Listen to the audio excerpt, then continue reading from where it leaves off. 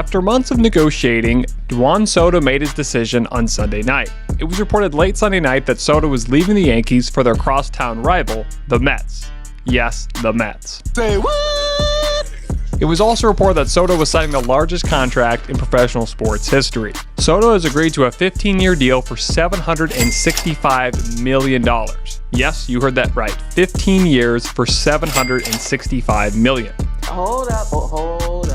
According to reports, the contract includes a $75 million signing bonus. Soto will now play for his fourth team when the spring hits, as he also played for the Nationals, Padres, and Yankees. Sources close to Soto reported that the deal includes an opt-out after 5 years with no deferred money, like Ohtani did last season with the Dodgers. Sources close to Soto reported that the deal includes an opt-out after 5 years with no deferred money, unlike Ohtani did last season with the Dodgers. You also have to put in account that Soto will make more than Ohtani on an average annual value, but not if you count for the heavy deferrals in Ohtani's current contract. Interesting. After accounting for inflation, the league sees Ohtani's deal as a 10-year, $460 million CBT calculation. If Soto opts out after 5 years, the Mets can void it by increasing his salary in the final 10 seasons by $4 million each year, which means his contract would go from $51 million to $55 million per year, taking the total contract to a whopping $805 million. Soto is also only 26, so it made him more valuable, as there were many teams looking to sign the four-time All-Star, such as the Red Sox, Yankees, Blue Jays, and even the Dodgers. However, they also report that teams that normally don't spend a lot, such as the Royals and Rays, had interest but were not willing to spend over $600 million. It doesn't happen often when this type of player enters the free agent market, even after helping the Yankees reach the World Series for the first time in 15 years. Soto will now join a Mets squad that all of a sudden are World Series contenders again. Last season, the Mets reached the NLCS, which shocked so many fans and took the eventual World Series champs, the Dodgers, to 6 games. The Mets tried to build a super team in 2023, but after starting off the season as one of the worst teams in the league, they sold the farm very quickly by trading great players such as Justin Verlander and Max Scherzer.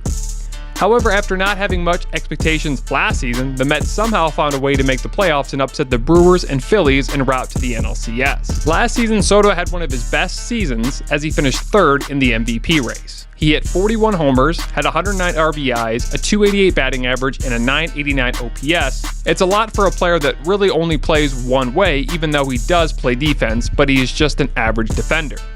The Mets are paying for his bat, which screams that they are wanting to win, but he is now making more money than the best player in the world, Shohei Ohtani. With the Mets signing Soto to such a big contract, you have to wonder if they'll bring back Pete Alonso. It seems as if they won't, but according to reports, the Mets are still convinced they can sign him. However, since he is a power hitter as well, he will also demand a large contract in free agency as well.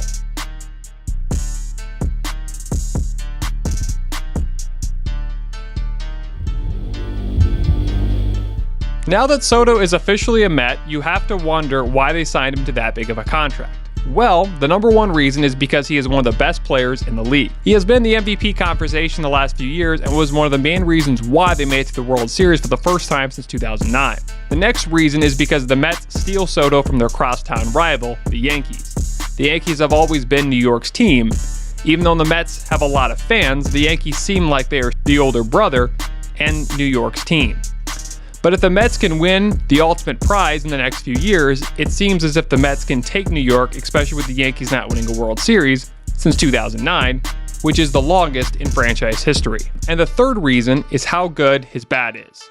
He is one of the best hitters in the league and is on track to make the Hall of Fame. Names like Ty Cobb, Mickey Mantle, Mike Trout, Jimmy Fox, Rogers Hornsby, Eddie Matthews, Mel Ott, and Hank Aaron come to mind, and that's because those players have at least 3,500 plate appearances and an OPS of 150 before 26 years old in the modern era, according to Baseball Reference. And Juan Soto is one of those names. Now that we have the reasons the Mets paid Soto, we look into the bad of the Mets signing Juan Soto. The first reason is he is a power hitter with defensive liabilities. While Soto is one of the best hitters in the league, as we've mentioned before, his defensive skills are below average. Committing such a large sum to a player with limited defensive value raises concern about his overall impact especially if his offensive production wanes over time. Number 2 is longevity concerns. A 15-year contract means Soto will play well into his late 30s and maybe in his 40s. History has shown that players often see a decline in their performance during these years, making the latter half of the deal potentially problematic, such as what the Angels gave Albert Pujols back in 2012. The Mets are essentially gambling on Soto remaining elite far longer than most players do. And number 3, of course, is the massive financial commitment. Even though there is no salary cap, $765 million still is a lot. The price tag locks the Mets into a historic financial commitment. This limits their flexibility in pursuing other top-tier players, such as great pitching, and their own Pete Alonso, which addresses roster needs or making mid-season adjustments. The deal carries significant risk, especially if Soto's production declines over time. Let me know what you think of the news and if you think Soto is worth the money. Do you think the Mets will win a World Series in 5 years? Let me know in the comments down below. And as always, don't forget to sub, follow, and like the vid for more great content like this.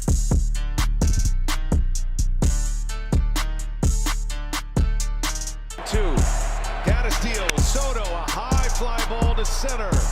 Thomas back.